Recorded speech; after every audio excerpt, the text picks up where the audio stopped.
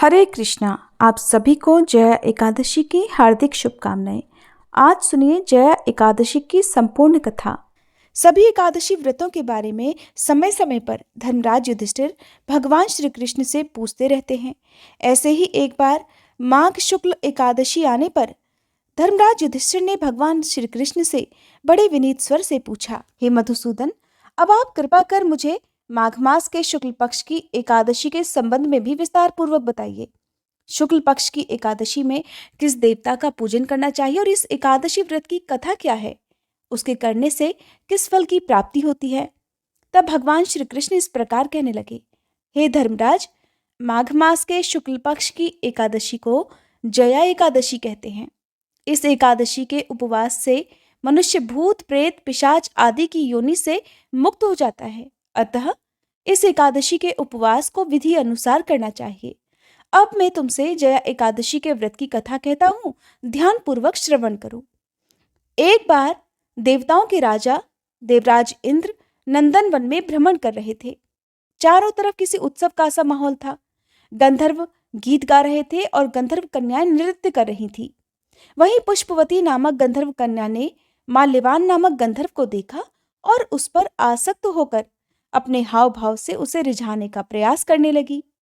माल्यवान भी उस गंधर्व कन्या पर आसक्त होकर अपने गायन का सुरताल भूल गया, जिससे संगीत की लय टूट गई और संगीत का सारा आनंद बिगड़ गया।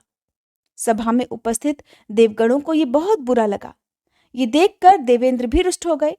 संगीत एक पवित्र साधना है और इस साधना को भ्रष्ट करना बड़ा भारी पाप है।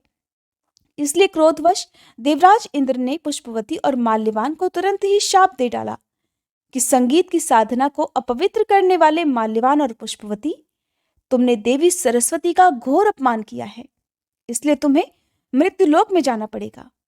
गुरुजनों की सभा में असंयम और लज्जाजनक प्रदर्शन करके तुमने गुरुजनों का भी अपमान किया है, इसलिए इंद्रलोक में अब तुम्हारा रहना वर्जित है।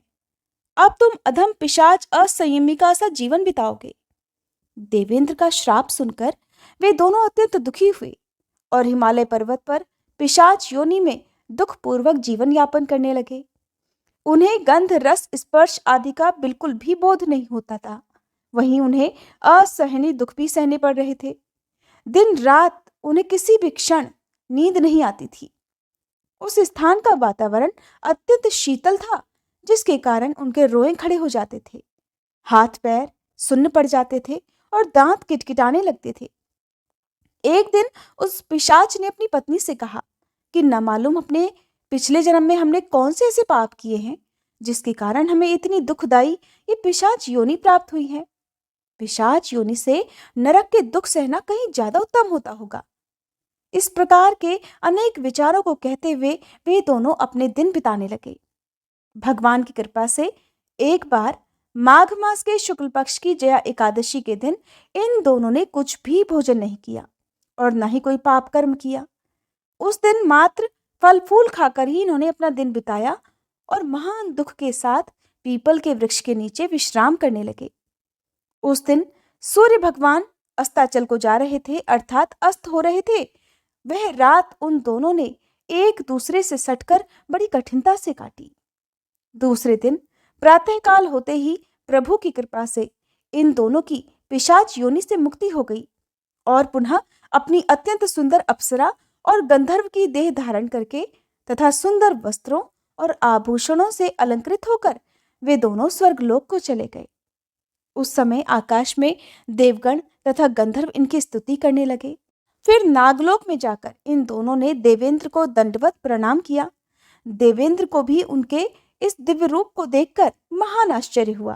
तब उन्होंने महान आश्चर्य के साथ ही इन दोनों से पूछा कि तुम्हें पिशाच योनि से मुक्ति किस प्रकार मिली, उसका सारा वृतांत मुझे भी बताओ। देवेंद्र की बात सुनकर माल्यवान कहने लगा, हे देवताओं के राजा इंद्र, श्री हरि की कृपा तथा जया एकादशी व्रत के पुण्य से हमें पिशाच योनि से मुक्ति मिली है। देवराज कहने लगे, हे माल्यवान, एकादशी व्रत करने से तथा भगवान श्री हरि की कृपा से तुम दोनों ही पिशाच योनि को छोड़कर अत्यंत पवित्र हो गए हो, इसलिए हम लोगों के लिए भी वंदनीय हो गए हो, क्योंकि शिव और विष्णु भक्त हम देवताओं की वंदना करने योग्य हैं, अतः आप दोनों धन्य हैं। अब आप प्रसन्नता पूर्वक देवलोक में निवास कर सकते हैं। इस कथा को सुनाकर भगवान श्री कृष्ण धर्मराज से कहने लगे, हे धर्मराज युधिष्ठिर, इस जया एकादशी के उपवास से कुयोनि से सहज ही मुक्ति मिल जाती है। जो मनुष्य अपने जीवन में इस एकादशी का व्रत कर लेता है, उसने मानो सभी तप यज्ञ दान आदि कर लिए हों। जो मनुष्य श्रद्धा पूर्वक जया एकादशी का व्रत रखते हैं, वे अवश्य ही सहस्त्र वर्ष तक स्वर्ग में वास करते हैं। ऐसा कहकर भगवान श्री कृष्ण मौन हो गए।